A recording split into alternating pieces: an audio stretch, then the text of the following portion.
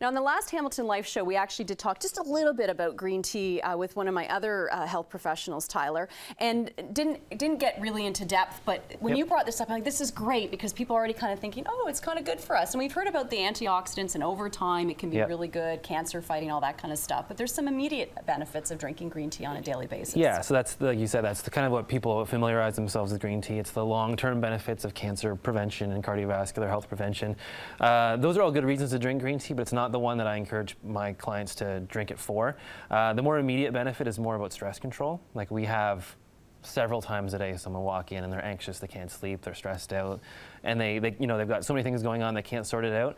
And it sounds weird that a simple solution to that type of problem would be, not quit your job. Yeah, some people prefer that. Yeah, if you have to deal with life, to drink green tea, and it sounds fairly simple, but the rationale is very simple. The green tea contains something called L-theanine, which has been shown to increase dopamine in the brain, serotonin, and GABA. 2 anti-anxiety neurotransmitters and 1 happy hormone, basically. Fantastic. So, who would have thought that green tea could actually do that to us? And that's a good reason to drink it, immediately. And the side benefits are, like we talked about, like the cardiovascular, cholesterol, diabetes, cancer, those types of things. But those are long-term benefits. So it can certainly help us. And you've seen people come in that this has worked for, within including yourself, which is really cool. So I'm trying to wean myself away. People who've watched us for any length of time know I love my black tea, and I'm trying to just do 1 cup in the morning and then drink green tea for the rest of the day. And especially in the cooler months, I love to have that warmth all day long. So are there ways that we should prepare our green tea? Yeah, so there's a variety of different types of green tea. Now, the first thing that confuses a lot of people is, they've heard of black tea and white tea and green tea. They're all the same plant. They're all tea leaves, Camellia sinensis. The difference is basically like where it's grown, what it's blended with, time of year, what leaves are picked, and the level of oxidation is a big one. So when you're looking at any teas in general, the level of oxidation means a lot in terms of how much theanine and how many antioxidants are present. Okay. So the greener it gets, the better the health benefits are. So just, if you quickly look at your black teas, you've got down here at the end, right? Yep. You've got your classic Earl Grey and Orange Pico. You can see the very dark color. That's because it's heavily oxidized. Okay. So that's where you get that black tea flavor. Then you move into your green teas, and you have Chinese green tea, and then you've got your Japanese sencha.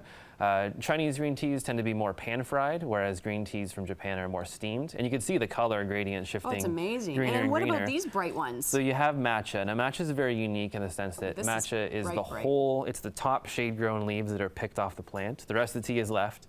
The top leaves are picked off, and it's ground into a fine powder with granite stones. It's minimally oxidized, so it retains a lot of its color. Difference between the two is this would be your bulk food type green tea, which you can buy. It's the stuff they use in making green tea ice cream. Brighter. That's a dark, it's a very bright. There's no food color added. This is the natural color of the tea. That would be your higher quality matcha green tea. What they usually use for Japanese tea ceremonies. Okay.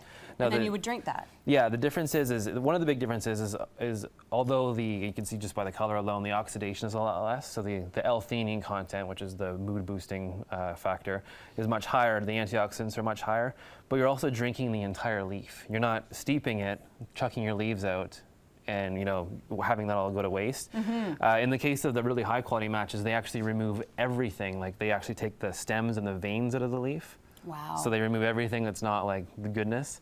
And they fine grind it, so you're drinking the entire leaf. The entire leaf is being consumed. Which is why it's so really good for our bodies. And then you just mix this with hot water? Yep, you mix it with hot water. You don't want the water to be too hot. Usually about 80 degrees Celsius top. So if you boil water, you got to let it sit for a while.